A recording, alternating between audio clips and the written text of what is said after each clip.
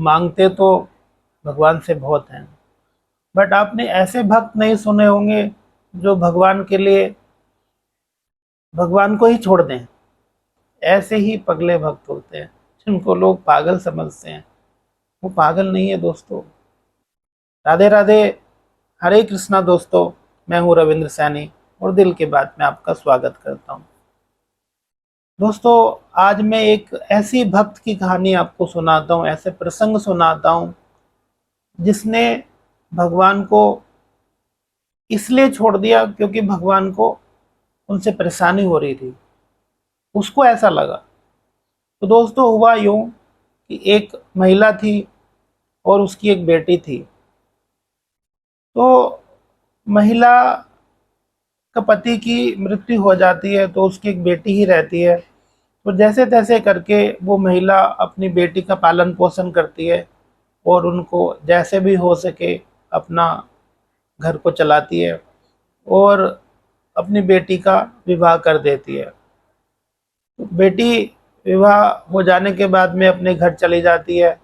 तो कुछ दिन पहले ही जैसे बेटी कभी कहती है कि भाई हमारे घर में मेरे भाई नहीं है, तो वो महिला जो है एक लड्डू गोपाल को अपने घर में ले आती है। तो लड्डू गोपाल उनके घर में रहते हैं और वो लड्डू गोपाल की बहुत सेवा करती है।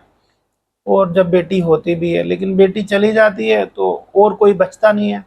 तो वो सिर्फ भगवान से, ईश्वर से, कान्हा जी से ही बात करती है। जो भी कुछ बात होती है उन्हीं से कहती है, क्योंकि घर में तो और कोई था ही नहीं। उनको जो भी समस्या होती है, कोई खुशी होती है, कोई दुख होता है, क्या बनाना है, क्या खाना है, हर चीज़ की, हर समस्या की, हर खुशी की बात वो जाके रोज कान्हा जी से करती है, घंटों घंटों बात करती है।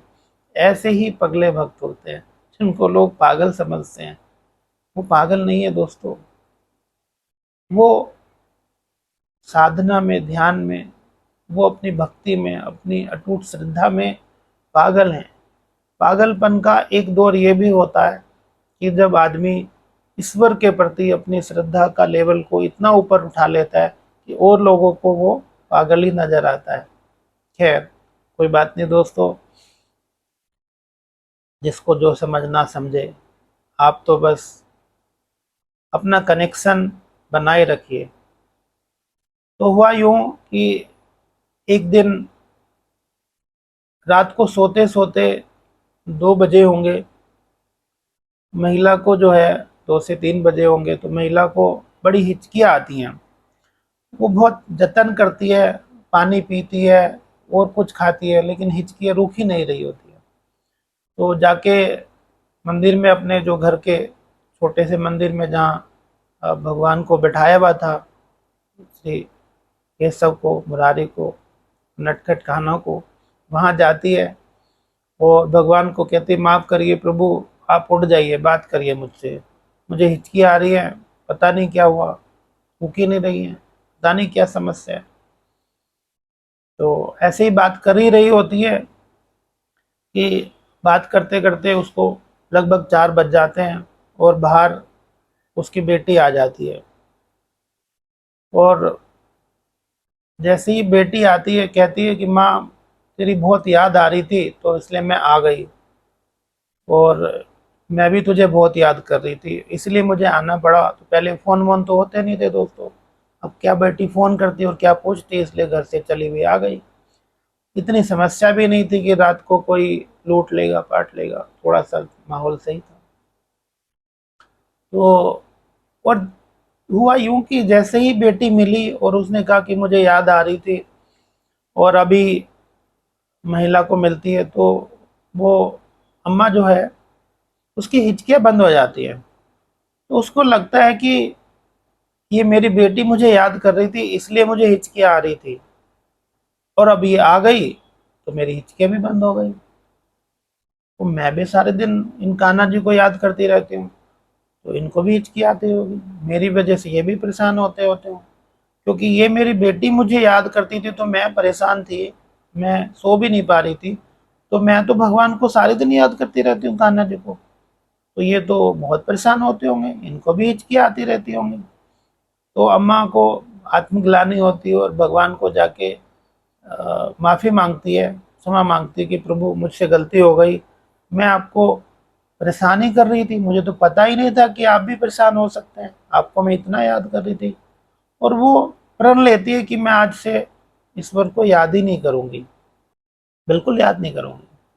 और सुबह अपनी बेटी की जो भी खातिरदारी थी वो करती है। तो जैसे ही वो लड़की अपने घर जाने लगती है तो वो कहती है अम्मा की, बेटी ये लड्डू गोपाल हैं, ये तेरे भाई हैं, ये कान्हा जी, इन्हें भी ले जा और तेरा ध्यान रखेंगे। अब ध्यान क्या रखेंगे, अम्मा को तो समस्या ये थी कि उन्हें याद नहीं करना है, तो अपनी बेटी को दे दिया कान्हा जी को। अब बेटी ले गई।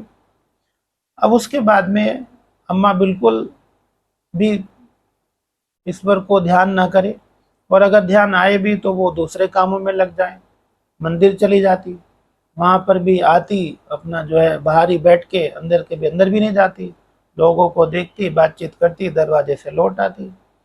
ऐसे ही चलते चलते उम्र हो गई थी थोड़ी। समय तो सबका आता है दोस्तों। भगवान भी सोचते हैं यार कैसे कैसे भक्त हैं, कैसी है ये, मेरे लिए ये मुझे ही त्याग दे रही है। तो वो एक दिन जब उनका अंतिम समय आ रहा था अम्मा का, तो कान्हा जी आते हैं, कहते हैं माता उठो, मैं तुम्हें लेने आया हूँ। तो बोलती, अरे प्रभु आप मुझे लेने आए, ऐसा मैंने क्या किया, प्रभु माफ करिएगा, मैं तो आपको याद भी नहीं कर रही क्योंकि आपको समस्या होती होगी। तो प्रभु कहते हैं कि तुम भी अजीब पगली हो माता, तुम सिर्फ इसलिए मुझे याद नहीं कर रही हो क्योंकि मुझे परेशानी होती होगी। चलो मैं तुम्हें लेने आया हूँ, चलिए वैकुंठ लोक चलते हैं, गोलोक धाम चलते हैं। तो प्रभु सर्वेश्वर श्री कृष्ण उनको लेकर गोलोक चले जाते हैं, वैकुंठ लोक ले जाते हैं। तो दोस्तों हम तो भगवान से मांगते ही रहते हैं, भगवान ये दे दे, भगवान वो दे दे, ये दे देगा तो वो नहीं मांगूंगा। कहाँ एक महिला ऐसी परेशानियों से, जिसका पूरा जीवन निकल गया, पति नहीं, बेटी को पाला पोसा, शादी कर दी, फिर भी उसको जब ऐसा लगा कि भगवान को मेरी वजह से परेशानी होती होगी, उनको भी हिचकियाँ आती होंगी, मैं उनको याद ना करूँ, तो उसने याद करना ही छोड़ दिया। ये त्याग की भावना ही भक्ति है, त्याग ही प्रेम है। कुछ पा लेना प्रेम नहीं है दोस्तों, भक्ति नहीं है। इतना त्याग, इतना बलिदान, ऐसे ही भक्त होते हैं सच्चे, जिनको ईश्वर खुद लेने आते हैं। तो ऐसे ही अम्मा को भी लेके गए। तो दोस्तों आप भी अपनी सच्ची श्रद्धा, अपना विश्वास प्रभु में बनाए रखिए। ये जो आए हैं ना हम, ये संसार जो है, ये सब टेम्परेरी है। ऐसा होता ना कि जब आप ट्रेन में बैठ जाते हैं और सीट मिलती है आपको 2 घंटे, 4 घंटे, 8 घंटे के लिए, आप ऐसा समझते सब मेरा ही है। कोई बगल में आके बैठ जाए ना, देख भी ले आपकी सीट की तरफ, आपको लगता है कि ये तो मेरी सीट है। आपको पता होगा दोस्तों, वो सीट जाने रोज कितने लोगों की होती है, हर दिन उसका मालिक बदल जाता है। और आपकी वो सुबह होते ही जैसे आपका गंतव्य आ जाता है, आप अपना झोला, अपना बैग उठा के निकल लेते हैं, वो सीट वहीं रह जाती है। वैसे ही ये जीवन भी है, हम आए हैं, ये टेम्परेरी है, ये समय हम बिता रहे हैं, जितना समय प्रभु ने हमें दिया है वो हम निकाल रहे हैं, निकाल कर चले जाएंगे। वो ऐसी सीट की तरह है ये, तो इससे बहुत मोह मत रखिए।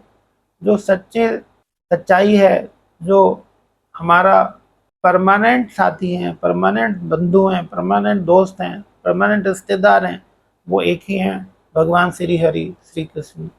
उन्हीं का ध्यान रखिए, वही है सब कुछ।